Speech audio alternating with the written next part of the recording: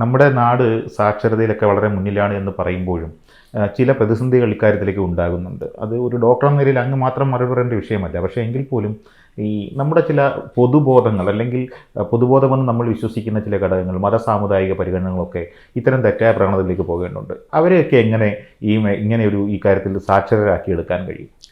പൊതുവിദ്യാഭ്യാസം കൂടുകയും അവരുടെ ഇമ്പോർട്ടൻസ് ഇങ്ങനെ അവർ പറഞ്ഞാൽ ഇതിനായിട്ട് എന്ത് ചെയ്യുക എന്നുള്ള ചില മതവിഭാഗങ്ങളുടെയെങ്കിലും ചിന്താഗതിയുമാണ് ഈ രീതിയിൽ പോകാൻ നമ്മളെ പ്രേരിപ്പിക്കുന്നത്. പക്ഷേ അവരുടെ കൂടെയുള്ളവർ തന്നെ പുറത്ത് വന്ന് അതിനെതിരായിട്ട് പറയുന്നതായിരിക്കും നല്ലത്. വേറൊരാൾ പറയുമ്പോൾ ഉടനെ അത് ഓപ്പോസിഷനാകും. നേരെ മറിച്ച് അവരുടെ ആ ഗ്രൂപ്പിൽപ്പെട്ടവർ തന്നെ അത് റിയലൈസ് ചെയ്യുകയും അതിനെതിരായിട്ട് പറയുകയും ചെയ്യുമ്പോൾ നാച്ചുറലി അത് മാറും. ഇപ്പോൾ ഈ സമീപകാലത്ത് തന്നെ ഇതിന് പല എക്സാമ്പിൾസ് നടന്നിട്ടുണ്ടല്ലോ. ചില മൂവ്മെൻറ്റ്സ് പാടില്ല എന്നൊക്കെ ചിലർ പറയുകയും പക്ഷേ അവരുടെ കൂടെയുള്ളവർ തന്നെ അതെന്തിനാ അങ്ങനെ പറയണേ, അതിന് കുഴപ്പമില്ലല്ലോ എന്ന് പറയുമ്പോൾ മറ്റൊരു താഴും. അപ്പോൾ ഈ മതവും അല്ലെങ്കിൽ റിലീജിയനും കൂടുതൽ അവർക്ക് അവകാശമോ അധികാരമോ നോളജോ ഇല്ലാത്തതിൽ കൂടുതൽ അഭിപ്രായങ്ങൾ പറയുമ്പോൾ അതിനെതിരായിട്ട് അവരുടെ കൂടെയുള്ളവർ തന്നെ പറഞ്ഞാലേ അത് ശരിയാകുള്ളൂ. ബാക്കിയുള്ളവർ പറയുമ്പോൾ ഉടനെ ഓപ്പോസിഷനായി. അതാണ് എനിക്ക് തോന്നിയിട്ടുള്ളൊരു കാര്യം. ഈ വ്യക്തിപരമായ ഒരു ചോദ്യം, നമ്മളിപ്പോൾ എല്ലാ മേഖലയും അതിൻ്റെ ഓരോ എക്സ്പെർട്ടൈസിലേക്കൊക്കെ തിരഞ്ഞെടുക്കുമ്പോൾ അതിൻ്റെ ഒരു കാരണമുണ്ടാകുമല്ലോ. അങ്ങ് വൈദ്യശാസ്ത്ര മേഖലയിൽ ഈ മേഖലയിലേക്ക് ആണ് എനിക്ക് കൂടുതൽ പ്രവർത്തിക്കാൻ കഴിയുക എന്നൊരു തോന്നലിലേക്ക് എത്തിയത്, എന്നൊരു ധാരണയിലേക്ക് എത്തിയത് എങ്ങനെയാണ്? എന്താണ് അതിന്? എൻ്റെ ആ സമയത്ത് ഞങ്ങളിപ്പോൾ SSLC കഴിയുമ്പോൾ ഏത് തലത്തിൽ പോകുമെന്ന് ചിന്തിച്ചിട്ട് പോലും ഇല്ല. അത് കഴിഞ്ഞിട്ട് പ്രീ യൂണിവേഴ്സിറ്റിയാണ് അന്ന് ഞങ്ങൾ ചെയ്തത്. നിങ്ങൾക്കൊക്കെ അറിയുന്നതിന് മുമ്പുള്ളതാണ്. പ്രീ യൂണിവേഴ്സിറ്റി കഴിഞ്ഞപ്പോൾ കുറച്ച് നല്ല മാർക്കുണ്ടായിരുന്നു. അപ്പോൾ മെഡിസിൻ വേണമെങ്കിൽ കിട്ടും, എഞ്ചിനീയറിംഗ് വേണമെങ്കിൽ കിട്ടും. അതുകൂടാതെ എനിക്ക് വേറെ മെർച്ചൻ്റ് നേവി അങ്ങനെ പലതിലും സെലക്ഷൻ കിട്ടിയിരുന്നപ്പോൾ പൊതുവെ നോക്കിയപ്പോൾ പേരൻസിൻ്റെ ഒരു ഇൻഫ്ലുവൻസും നമ്മുടെ ഒരു ആഗ്രഹമൊക്കെ നോക്കിയപ്പോൾ ഡോക്ടർ വഴിക്ക് പോകാമെന്ന് വിചാരിച്ചു എന്നല്ലാതെ ജന്മനാ തന്നെ ഈ രീതിയിലേക്ക് വരണമെന്നൊന്നും ചിന്തിച്ചിട്ടുള്ള ഒരാളൊന്നുമല്ല. ഇതിലെത്തിക്കഴിഞ്ഞപ്പോൾ ഓരോ ദിവസവും ഓരോ പ്രാവശ്യവും വരുന്ന ചലഞ്ചസ് കണ്ട് അതിന് പറ്റുന്ന രീതിയിൽ മുമ്പോട്ട് പോയി എന്നല്ലാതെ ഞാൻ മുൻകൂട്ടി കണ്ട് ഇങ്ങനെ സേവിക്കുമെന്ന് പറഞ്ഞു വന്നൊന്നും പറയാൻ അർത്ഥമൊന്നുമില്ല. അന്നത്തെ കാലത്ത് സമൂഹത്തിൽ കൂടുതൽ റിക്കഗ്നീഷൻ കിട്ടുന്നതും സാമാന്യം ജീവിക്കാനുള്ള ഇൻകം കിട്ടുന്നതും ബാക്കിയായിട്ട് ഒരു വിഭാഗമായതുകൊണ്ട് ഡോക്ടർ പ്രവൃത്തി തിരഞ്ഞെടുത്തു എന്നല്ലാതെ ഇത് ഞാൻ എൻ്റെ ഒരു ആദ്യകാലം മുതലേ ഉള്ള ഒരു പ്രിൻസിപ്പിളായിരുന്നു എന്ന് പറയുന്നതിൽ അർത്ഥമില്ല. പക്ഷേ ഓരോ സമയത്ത് വരുമ്പോഴും ഏത് പൊസിഷനിലാണ് എത്തപ്പെട്ടതെങ്കിലും അതിൽ പറ്റുന്നത് പോലെ നമ്മുടെ സെൽഫിഷ് ഇൻട്രസ്റ്റ് മാത്രം നോക്കാതെ സമൂഹത്തിനും കൂടെ പറ്റുന്ന രീതിയിൽ ചെയ്യുക എന്നുള്ള ഒരു പ്രിൻസിപ്പിൾ കീപ്പ് ചെയ്തൊന്നും അല്ലാതെ വലിയൊരു ഐഡിയോളജിക്കൽ വലിയ ആളായിരുന്നു എന്നൊന്നും പറയുന്നത് ശരിയാവില്ല. അല്ല, എനിക്കത് മനസ്സിലാകുകയും ചെയ്യും. അങ്ങയിൽ നിന്ന് പ്രതീക്ഷിച്ച ഉത്തരവും അത് തന്നെയാണ്. പക്ഷേ ഞാൻ ഈ ഇതുമായി അങ്ങയോട് സംസാരിക്കുന്നതിനെ ബന്ധപ്പെട്ട് ചില ജേണലുകളൊക്കെ വായിച്ചപ്പോൾ ചിലപ്പോഴെങ്കിലും ചില ഡോക്ടർമാർ പറഞ്ഞിട്ടുള്ളതായി എഴുതപ്പെട്ടിട്ടുണ്ട്, ഒരു പുതിയ ജീവൻ്റെ കാര്യമാണ് ഞങ്ങളുടെ കയ്യിലേക്ക് വരാൻ പോകുന്നത്, അല്ലെങ്കിൽ ഞങ്ങൾ അതിനെയാണ് താലോലിച്ചു കൊണ്ടിരിക്കുന്നത്. അത് എന്താണ് ഇത്രത്തോളം ഒന്നും വൈദ്യശാസ്ത്രം പുരോഗമിച്ചിട്ടില്ലാത്ത കാലത്ത് ഈ ഒരു മേഖലയിലേക്ക് വന്നു എന്നുള്ളത്, അത് ഇപ്പോൾ ഓർക്കുമ്പോൾ എന്തെങ്കിലും അത്ഭുതം തോന്നുന്നുണ്ടോ അതിനകത്ത്? ഞാൻ ഈ ഒബ്സ്റ്റട്രിക്സ് തിരഞ്ഞെടുത്തതിനെ പറ്റിയാണ് ചോദിക്കുന്നതെങ്കിൽ ശരിക്കും പറഞ്ഞാൽ MBBS കഴിയുമ്പോഴും ഒബ്സ്റ്റട്രിക്സിലേക്ക് വരണമെന്നുള്ള ആഗ്രഹമായിരുന്നില്ല. ഒരു സർജിക്കൽ സ്പെഷ്യാലിറ്റി അന്നത്തെ ഞങ്ങളുടെ ആ ഒരു ചെറുപ്പകാലത്ത് ചിന്താഗതി വെച്ച് നോക്കുമ്പോൾ സർജിക്കൽ സ്പെഷ്യാലിറ്റിയോട് കുറച്ചുകൂടെ താല്പര്യം ഉണ്ടായിരുന്നു എനിക്ക്. അതിനുവേണ്ടി സർജറി കിട്ടിയതാണ്. അപ്പോൾ പക്ഷേ ഇന്ന് PGക്ക് പോകാൻ പറ്റിയില്ല. അത് കഴിഞ്ഞ് പിന്നെ ഒരു ഓപ്പർച്യൂണിറ്റി വന്നത് ഈ ഗൈനക്കോളജിയാണ്. ഗൈനക്കോളജിയും സർജറിയുണ്ട്, മെഡിക്കൽ വിഭാഗവും ഉള്ളതാണ്. അപ്പോൾ സർജറി എടുത്തു എന്ന് മാത്രമേ ഉള്ളൂ. അല്ലാതെ ഞാനിങ്ങനെ ഗർഭിണികളെ സേവിക്കുമെന്നോ അല്ലെങ്കിൽ ഇങ്ങനെയൊന്നുള്ളൊരു ഡിറ്റർമിനേഷനൊന്നുമല്ല. ഞങ്ങളുടെ തലമുറയിൽ മിക്കവാറും അങ്ങനെ തന്നെയാണ്. അന്നത്തെ സെലക്ഷൻ കിട്ടാനുള്ള ചാൻസ് വലിയ ഇഷ്ടമില്ലാത്ത സബ്ജക്റ്റ് ആണെങ്കിലും കുറച്ച് നേരം അതിൽ ആത്മാർത്ഥമായിട്ട് വർക്ക് ചെയ്യുമ്പോൾ അതിന് ഇഷ്ടപ്പെടും. ഇതാണ് സംഭവിച്ചുകൊണ്ടിരുന്നത്. ഇപ്പോൾ അങ്ങനെയല്ല. ഇപ്പോൾ കുട്ടികൾക്ക് വളരെ ചോയ്സ് ഉണ്ട്, അവരുടെ പേരൻസിനെ സപ്പോർട്ട് ചെയ്യാനുള്ള ബാക്ക്ഗ്രൗണ്ടുണ്ട്. അപ്പോൾ അവർ വേണമെങ്കിൽ ഞാൻ ഇതിൽ പോകുമെന്ന് പറഞ്ഞ് വാശി പിടിക്കുക. അന്ന് അങ്ങനെയല്ല. കിട്ടുന്ന ഓപ്പർച്യൂണിറ്റീസ് എടുക്കുക, ചെന്നെത്തുന്നിടത്ത് കഴിയുന്നത്ര പറ്റുന്നത് പോലെ ചെയ്യുക എന്നുള്ളൊരു ആറ്റിറ്റ്യൂഡായിരുന്നു ഞങ്ങളുടെ തലമുറയിൽ കൂടുതലും. ഈ എന്തെങ്കിലും തരത്തിലുള്ള പ്രത്യേക അംഗീകാരങ്ങളുടെ പിന്നാലെ പോകുന്ന ശീലമൊന്നുമില്ല. പക്ഷേ ഇപ്പോൾ ഒരു ഘട്ടത്തിൽ സർക്കാരിൻ്റെ പുരസ്കാരം അല്ലെങ്കിൽ സർക്കാർ അങ്ങനെ അംഗീകാരം നേടിയെത്തുമ്പോൾ ജന്മനാട്ടിൽ നടന്ന ഒരു പരിപാടിയിൽ ബഹുമാനപ്പെട്ട ഹൈക്കോടതി ജഡ്ജി പറഞ്ഞത്, മറ്റുള്ളവരെ സ്നേഹിക്കാൻ വേണ്ടി എടുക്കുന്ന ആ ഒരു സമയത്തിനും ആ ഒരു മനസ്സിനുമാണ് നമ്മൾ അംഗീകാരം കൊടുക്കേണ്ടതാണ്. ഇത്തരം നല്ല വാക്കുകൾ മനസ്സിനെ ഈറനണിയിക്കുന്നുണ്ടോ? തീർച്ചയായിട്ടും സന്തോഷിപ്പിക്കുന്ന കാര്യമാണ്. പ്രത്യേകിച്ചും നമ്മൾ ഉദ്ദേശിക്കാത്ത രീതിയിൽ നമ്മളെ കുറ്റം പറയുന്നതിനേക്കാളും നമ്മൾ പ്രതീക്ഷിക്കാത്തതാണെങ്കിലും നമ്മൾ ചെയ്തിട്ടുള്ള കാര്യങ്ങൾക്ക് ഒരു അംഗീകാരം കിട്ടുക എന്ന് പറയുന്നതിൽ വളരെ സന്തോഷമുണ്ട്. എൻ്റെ കുടുംബവും എൻ്റെ നാട്ടിലുള്ളവരും കൂടെ ചേർന്ന് തന്ന ഒരു സ്വീകരണമായിരുന്നു. ആൻഡ് ഞങ്ങളുടെ തന്നെ കാതോലിക്ക ബാവായും അതുപോലെ ഹൈക്കോടതി ജഡ്ജിയും വേറെ പല എന്നെ അറിയാവുന്ന ഒത്തിരി പേരും വന്ന് നല്ല കാര്യങ്ങൾ പറഞ്ഞതിൽ സന്തോഷമുണ്ട്. പക്ഷേ അതിനുവേണ്ടി തന്നെ ആയിരുന്നില്ല വാസ്തവത്തിൽ പ്ലാൻ ചെയ്തിരുന്നത്. അതങ്ങനെ വന്നുപോയെന്ന് മാത്രമേ ഉള്ളൂ. കേൾക്കുന്നതിൽ സന്തോഷമുണ്ട്, ഇല്ലെന്നില്ല. ഈ പുതുതലമുറയിലെ ഡോക്ടർമാരുടെ പ്രവർത്തന രീതിയെക്കുറിച്ച് അവർ ചിലപ്പോൾ അത് ഒരുപക്ഷെ ഒരു ഏജ് സിൻഡ്രോം എന്നൊക്കെ പറയുന്ന പോലെ എല്ലാ ഘട്ടത്തിലും കേൾക്കുന്നതായിരിക്കും.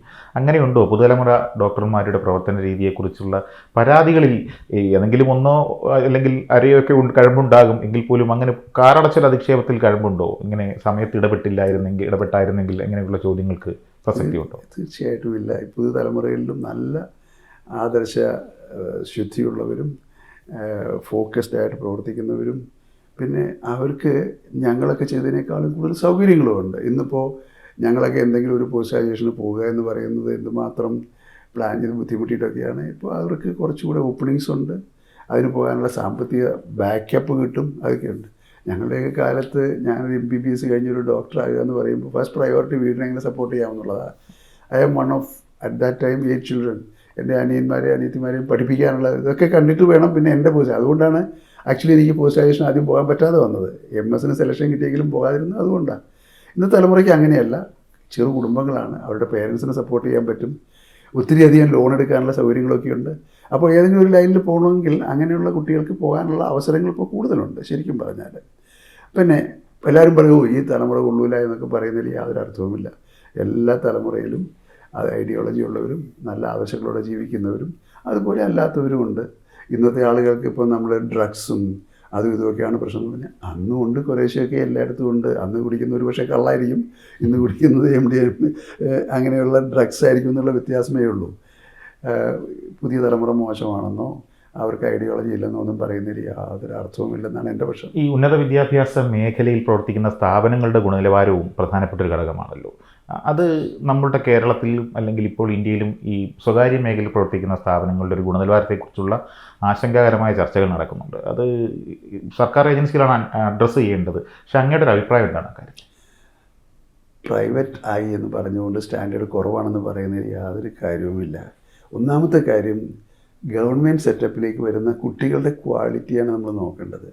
ഉള്ളതിൽ ഏറ്റവും ബെസ്റ്റ് റാങ്കുള്ളവരാണ് അങ്ങോട്ട് പോകുന്നത്. അവരപ്പം they are to start with itself they have an advantage. അങ്ങനെ കിട്ടുന്ന വിദ്യാർത്ഥികളുള്ള ഒരു സെറ്റപ്പിൽ തീർച്ചയായിട്ടും they can perform better. Whereas ഈ പ്രൈവറ്റ്, ഞാൻ അടുത്ത് പെരുമാറിയിട്ടുള്ള പ്രൈവറ്റും ഉണ്ട് ഗവൺമെൻറ്റും ഉണ്ട്. ഗവൺമെൻറ് സർവീസിലെ വിദ്യാർത്ഥികളെ പഠിപ്പിച്ചിട്ടുള്ള ആളാണ്, അത് കഴിഞ്ഞ് പ്രൈവറ്റിൽ പഠിപ്പിച്ചിട്ടുള്ള ഇപ്പോഴും പഠിപ്പിച്ചുകൊണ്ടിരിക്കുന്ന ആളാണ്. അങ്ങനെ പ്രൈവറ്റിലുള്ളവരെ എല്ലാവരും ചീത്തയാണെന്നോ മറ്റൊരു സൂപ്പറാണെന്നോ ഒന്നും പറയുന്നതിലൊരു അർത്ഥവുമില്ല. അല്ല, ഈ സ്ഥാപനങ്ങൾ നൽകുന്ന പഠന നിലവാരവും അവരുടെ ഒരു അക്കാഡമിക് അന്തരീക്ഷവും ഒക്കെ ഒരു പ്രധാനപ്പെട്ട ഘടകമല്ലേ സാർ? അതെ, പക്ഷേ unfortunately what is happening is high calibre കുട്ടികൾ പോകുന്ന ഗവൺമെൻറ് സെറ്റപ്പിൽ അവർക്ക് കിട്ടേണ്ടത്ര ക്ലിനിക്കൽ മെറ്റീരിയൽ, ഞങ്ങളുടെ സ്പെഷ്യൽ ക്ലിനിക്കൽ മെറ്റീരിയലുണ്ട്, ബാക്കി ബാക്കപ്പ് ഇല്ല.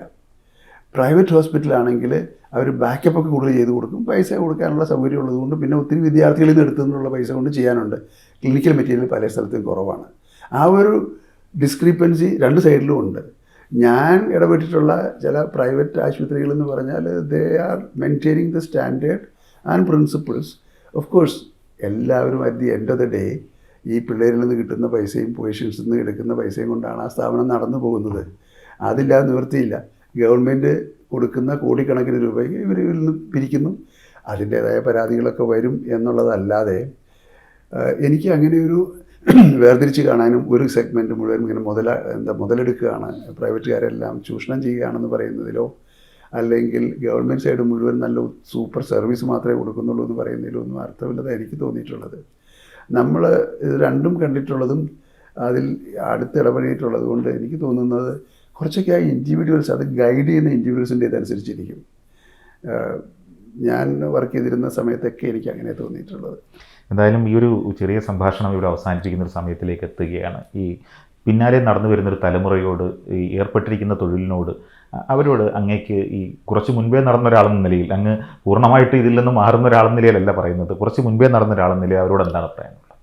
തീർച്ചയായിട്ടും നമ്മൾ പൊതുവെ പറഞ്ഞ സിൻസിയറിറ്റിന്നോ അല്ലെങ്കിൽ സാമൂഹ്യ ബോധത്തോടു കൂടിയോ നമ്മളുടെ പ്രൊഫഷനെയും നമ്മളുടെ ഓരോ ദിവസത്തെ പ്രവൃത്തിയും കാണണം എന്നുള്ളതാണ് എനിക്ക് പറയാനുള്ളത്. അത് വരുമ്പോൾ അഫോർഡബിലിറ്റി ഓഫ് ദ പേഷ്യൻ്റ് അവിടെ ഒരു കൺസിഡറേഷൻ അല്ല. എനിക്ക് തോന്നിയിട്ടില്ല ഞങ്ങളുടെ സ്പെഷ്യാലിറ്റിയിൽ അറ്റ്ലീസ്റ്റ് ആ രീതിയിൽ വെച്ചിട്ട് ആരെങ്കിലും തഴയുകയോ പൈസ ഇല്ലാത്തതുകൊണ്ട് തഴയുകയോ ഒന്നുമില്ല. കഴിയുന്നത്ര പ്രൈവറ്റിലായാലും ഗവൺമെൻറ്റിലായാലും അവരുടെ നമ്മളാൽ പറ്റുന്ന സർവീസ് ചെയ്യുക എന്നുള്ള ആറ്റിറ്റ്യൂഡിലാണ് ഞാൻ കണ്ടിട്ടുള്ളതും എൻ്റെ ചുറ്റുമുള്ളവർ കാണുന്നതും. ഞങ്ങളുടെ അസോസിയേഷൻ ഞാൻ എപ്പോഴും പറയുന്നതെന്ന് വെച്ചാൽ ഈ കേരളത്തിലെ ഒബ്സ്റ്റട്രീഷ്യൻസിൻ്റെ അസോസിയേഷൻ തുടങ്ങാനിടയായതും അത് വളർത്തി ഇത്രയൊക്കെ എത്തിച്ചതും അതിലൊരു മേജർ പങ്ക് വഹിച്ച ആളെന്നുള്ള രീതിയിലും ഞങ്ങളുടെ ഐഡിയോളജി അത് തന്നെയാണ്. ആ ഒരു പ്രിൻസിപ്പിൾ എന്ന് വെച്ചുകൊണ്ട് സ്വന്തം ജീവിതം മുഴുവൻ ത്യജിച്ച് ഞാൻ അത് മാത്രമേ ചെയ്യുള്ളൂ എന്നുള്ള ആറ്റിറ്റ്യൂഡ് എടുക്കണമെന്നില്ല. റീസണബിൾ ലിവിങ്, റീസണബിൾ ഏർണിങ്ങിനുള്ള സൗകര്യം പ്രൈവറ്റിലായാലും ഗവൺമെൻറ്റിലായാലും ഉണ്ട്. പിന്നെ ഗവൺമെൻറ്റിലാവുമ്പോൾ നേരെ കിട്ടുന്ന വരുമാനം തീർച്ചയായിട്ടും ശമ്പളം മറ്റുള്ളിടത്ത് കിട്ടുന്നതിനേക്കാളും കുറവാണ്. പക്ഷേ ആ ജോബ് സാറ്റിസ്ഫാക്ഷൻ ഗവൺമെൻറ് കിട്ടുന്നത്ര നമ്മൾ പ്രൈവറ്റിൽ അത്രയും കിട്ടിയെന്ന് വരില്ല. അപ്പോൾ ഓരോന്നിനും അതിൻ്റേതായ പ്ലസ് പോയിൻ്റും ഉണ്ട്, മൈനസ് പോയിൻ്റും ഉണ്ട്. എവിടെയാണോ നമ്മൾ എത്തപ്പെടുന്നത് അവിടുത്തെ അന്നേരത്തെ ചുറ്റുപാടനുസരിച്ച് തീർച്ചയായിട്ടും നമ്മുടെ മനസാക്ഷിക്ക് നിരക്കുന്നതും സമൂഹത്തിന് പ്രയോജനം ചെയ്യുന്നതുമായ രീതിയിൽ ജീവിക്കാൻ നമുക്കെല്ലാം പറ്റും എന്നുള്ളതാണ് എനിക്ക് എൻ്റെ അനിയന്മാരോടും അനിയത്തിമാരോടും പറയാനുള്ളത്. എന്തായാലും വളരെ നന്ദി സാർ. അങ്ങയുടെ മുന്നോട്ടുള്ള എല്ലാ പ്രവർത്തനങ്ങൾക്കും എല്ലാവിധ ആശംസകൾ. Thank you very much.